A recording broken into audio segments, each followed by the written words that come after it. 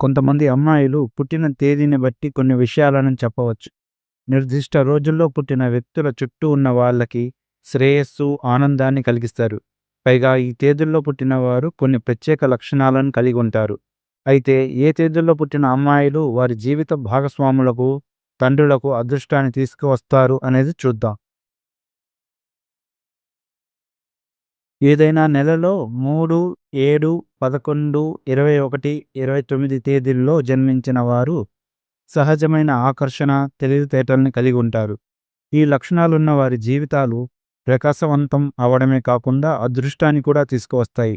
ముఖ్యంగా ఈ తేదీల్లో పుట్టిన అమ్మాయిలు తండ్రులకు, భర్తలకు అదృష్టాన్ని తీసుకువస్తారు. కెరియర్‌లో కానీ, ఆర్థిక స్థిరత్వంలో కానీ తండ్రులకు ఈ తేదీల్లో అమ్మాయిలు పుట్టినట్లయితే మార్పుని గమనించొచ్చు.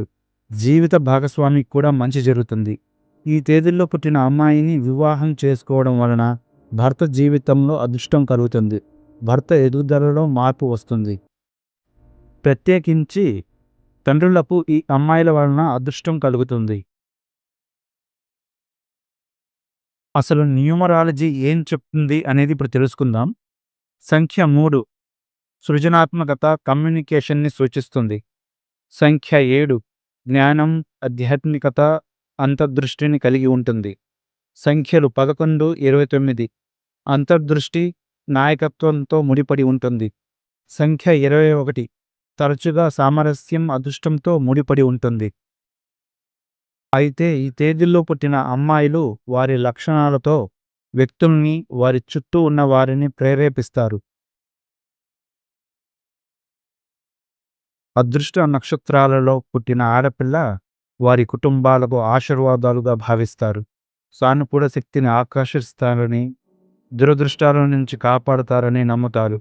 విజయవంతమైన పురుషుల వెనుక వారి యొక్క భార్య ఉంటుంది. ఈ తేదీల్లో పుట్టినవారు కూతురైనా, భార్య అయినా మంచి జరుగుతుంది. అదృష్టం కలిసి వస్తుంది. సంతోషకరమైన జీవితాన్ని గడపవచ్చు. దుఃఖాల నుంచి బయటపడవచ్చు. అదృష్టం ఎప్పుడూ ఉంటుంది. ఈ కథనం నిపుణుల సూచనల ప్రకారమే ఈ సమాచారాన్ని అందిస్తున్నాము.